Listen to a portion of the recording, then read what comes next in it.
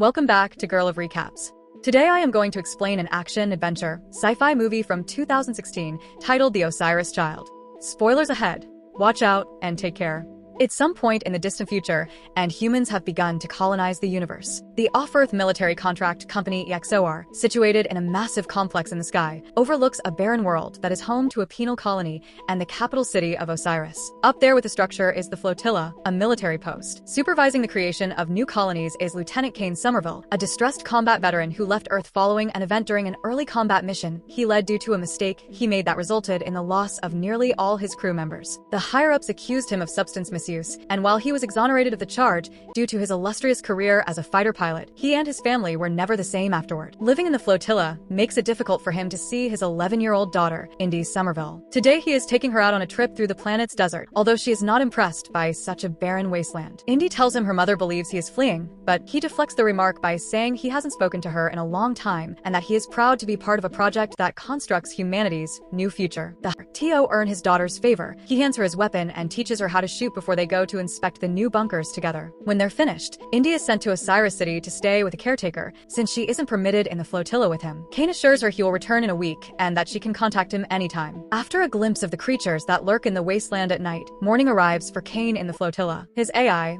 Travis, rouses him and prepares his breakfast while playing his messages. Kane disregards the ones from a colleague and his spouse, but listens to Indy's while reviewing some reports. The message is abruptly cut off, however, and when Kane asks Travis to restore it, the AI says it can't because all communications to the surface have been temporarily disrupted due to disturbances in the prison. The person in charge of the EXOR complex is General Linux, who is regarded as someone more concerned with her own status in the universe than with the people who actually inhabit it. She is currently receiving an update on the colony after the prison has been breached. Some creatures that EXOR itself engineered have infiltrated and have been killing inmates. The outer cities are also lost, and it's only a matter of time before the monsters kill everyone on the surface. The Colonel wants to save as many lives as possible, but Linux believes this will damage the company's reputation, so she decides to call a meeting to present an alternative plan. However, she deceives the attendees, including Kane. She tells them the prisoners have revolted and are in possession of a deadly virus EXOR had experimented with, and now they are using it to hold the planet hostage. If EXOR attempts any intervention or rescue, they will release the pathogen in the capital. This necessitates Protocol 84,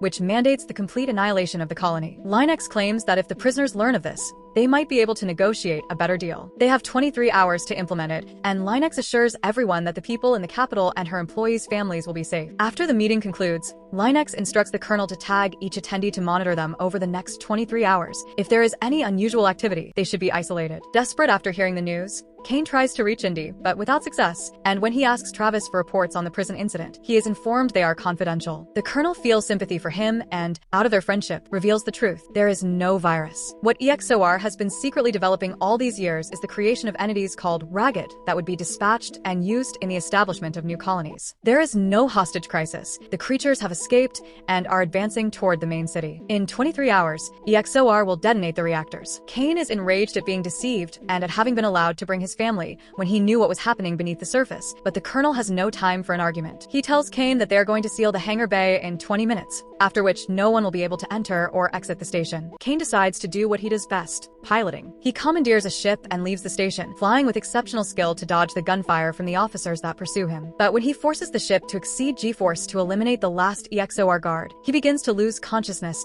and the emergency system engages, ejecting his seat. Regaining his senses at the last moment, Kane manages to unfasten his seatbelt and deploy the parachute, allowing him to safely land in the water. That is, until he stands up and a mysterious figure knocks him out with a weapon. Kane wakes up on the ground and finds the person who dragged him there is Cy Lombrock, who is now aiming a gun at him. He tries to clarify the situation by using a falsehood about the prisoners having access to the reactors, but it turns out Cy was a nurse at the prison, so he knows he isn't telling the truth. To persuade him of his story about the planet going to explode soon, Kane tells him he wants to save his daughter, who is currently staying at the capital, and that he will give Cy access to a secure bunker if he helps him rescue her. So Cy agrees. A flashback begins then, and Cy can be seen as a detainee in the planet's jail. He is having lunch with two other inmates, Vim and Crate, while discussing a plan to escape using information another prisoner named Carmel has given Cy. Crate believes it is a suicide mission, but Cy thinks the moment is now or never, so Crate and Vim agree to it once they receive confirmation that an inmate named Bostock and his group are also in. For the next phase of the plan, all of them need to be in solitary confinement to locate the right exit. Carmel attempts to be sent to solitary, but instead, he is is pulled into a meeting with Warden Morden, who mocks him for being religious and tells him he won't send him to solitary anymore before assaulting him,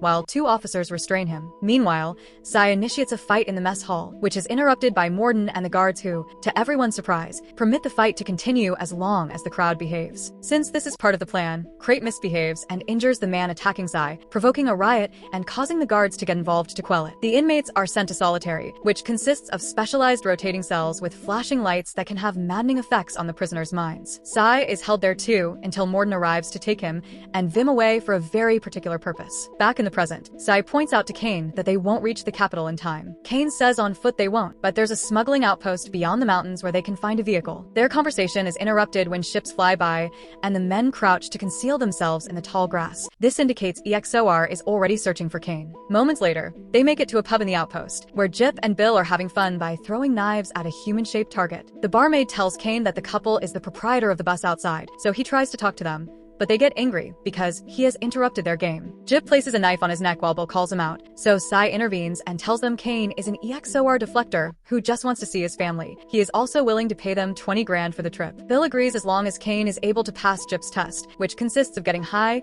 and throwing a knife at the target. Kane's aim is perfect, so he passes the test, and the 4 of them agree to leave and take a detour to purchase some weapons. Another flashback begins in jail. Vim wakes up inside a cage and sees a creature approaching him. The monster hits his neck with its tongue and injects him with some kind of perilous substance. Sai can hear his yelling from another room as he also awakens inside a cage. Morden is nearby as well. He starts to explain Exor's terraforming initiative to him and how they are creating these beings by mutating prisoners, transforming them into entities capable of evolution and adaptation regardless of the environment. Suddenly, Sai vanishes when the floor opens beneath him, and he reappears in another room where Bostock is waiting for him, having executed the plan successfully. He has acquired clothing and fake IDs, including one that states Sai is a nurse, but their preparations are interrupted by Crate, who says he has unleashed the devil. The prisoners start fleeing as the creatures begin slaughtering everyone in the building, including the beast that used to be Vim, who now kills Morden. Bostock and Crate want to depart for the capital, but Sai tells them he can't accompany them because he wants to attend the opera, so they part ways. There is another leap in time, and now Earth is visible 2 years ago. Sai is being informed he will be sentenced to prison for 20 years, possibly 15, and that he will be depicted as a villain because he violated the code and betrayed the public's trust. Sai believes nothing matters anymore. Back in the present, Kane and Sai are waiting for the arms they ordered. They are delivered by 2 individuals, Mandel and Joe, who request 30 grand as payment. Kane gives them the amount they demand, and the group departs. As soon as they are out of sight, the men celebrate their newfound money. After drinking and dancing, they notice something unusual in the distance. It's the monsters coming to assault them. Joe and Mandel attempt to defend themselves by shooting through the windows, but while they manage to eliminate a few, the remaining creatures still enter their cabin. Joe sees no alternative but to detonate a grenade. Later in the evening, Kane is informing everyone else on the bus about the monsters and the explosive that will detonate in 4 hours. They engage in a philosophical discussion about how they arrived at their current situation, fate, and repercussions. They also talk about the morality of using prisoners for forced labor. When they reach Osiris a few hours later, the city is in complete turmoil due to the monsters attacking at every corner and infecting more humans to transform them. The group retrieves their weapons and agrees that while Kane and Sai search for his daughter, Jip and Bill will provide cover and safeguard the bus.